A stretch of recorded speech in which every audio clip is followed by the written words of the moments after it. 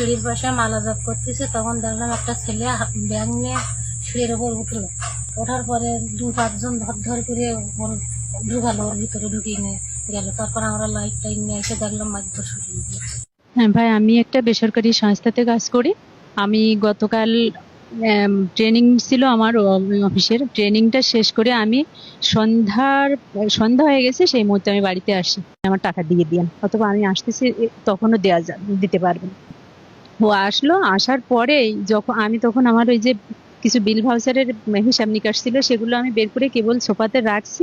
এই মুহূর্তে ওই ছোট ভাইটা আসে, ও এসে যখন আমার গেটের পাশে এসে দাঁড়ায়, তখন কেবল দাঁড়ানোর সাথে সাথে 3জন ছেলে ঝটপট উঠে ওকে ধাক্কা দিয়ে গ্রিলের ভিতরে বারান্দায় ঢুকিয়ে দেয়।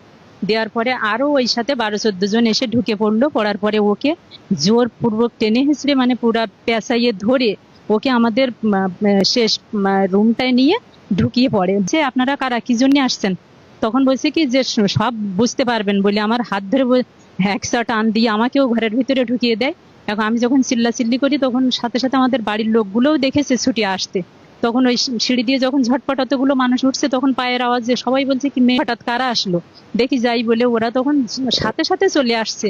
কিন্তু ওরা দরজা আটকে দিয়ে আমাকে পুরা দরজার গায়ে 3জন আটকে দাঁড়িয়ে থাকলো। এবং তারপর আরেকজন বলছে কি দিদির এভাবে মান সম্মান করাটা ভাই এটা মনে হয় ঠিক হচ্ছে না। ওই ছেলেটা আবার বললো যে ওই দিদির মান সম্মানটা করেন না। তখন বলছে এই সুধীর ছেলে, শব্দটা বললে সুধীর ছেলে কি শুরু করলো রে। সাথে সাথে ওদের একটা ফোন আসার পরে বললো যে কি ঘটনা। তা বলছে যে না না, একবার যখন ঢুকছি কাজ একটা করেই তাই বের হবো। এখন হলো এরকম বললি তো হবে না, তাহলে তো আমরাই ফেঁসে যাও। বলার পরপরই তখন বললো যে আচ্ছা, অত কিছু চিন্তা ভাবনা না করে এইখানকে ছেলের ড্রেস খুললেই তো আমাদের কাজ হয়ে যাচ্ছে, তা আবার কি বলে তখন ওরে গেঞ্জি মুহূর্তের ভিতর সবাই মিলে ওকে ধরে গেঞ্জি খুলে ফেললো এবং টেনে হিঁচড়ে প্যানের উপরে যে প্যান্টে ইটি থাকে টাইট করা, ওটা তো ওরা ওইভাবে খুলতে পারছে না। তখন জোরপূর্বক টানছে আর বলছে তুই খোল। এক পর্যায়ে মানে আমি বেরোনোর চেষ্টা করছি, আমাকেও বেরোতে দিচ্ছে না, বলছে কোনোভাবে বেরোনো যাবে না। আর আমাকে ব্যাট বিভিন্ন ভাবে টাচ করতেছে গায়ে। আমি তখন এফাক দিয়ে বারবার সরে যাচ্ছি। আর আমি বলছি তোমরা কি ধরনের বিয়াদব, তোমরা গায়ে টাচ করতেছো কেন আমার? কিন্তু আমার কোনো কথা না শুনে ওকে শেষ পর্যন্ত প্যান্ট খুললো এবং ভিডিও করে, ওরা যে প্রথম যে অবস্থাতে আমাদের দেখছে সেই ভিডিও করেনি, পরে খুলে টুলে তারপরে তাই আমাদেরকে নিয়ে ভিডিও করে এটা হলো ফেসবুকে প্রচার দিচ্ছে।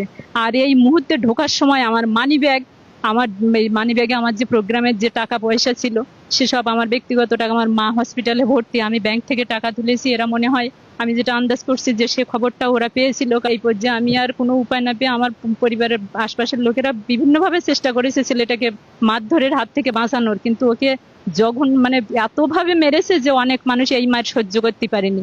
তারা বলছে কি অপরাধ ওই ছেলেটার, আমরা তো দেখলাম ওকে তাড়িয়ে টেনে ধরে ঢুকালো, তাহলে ওর মারতেছে কেন?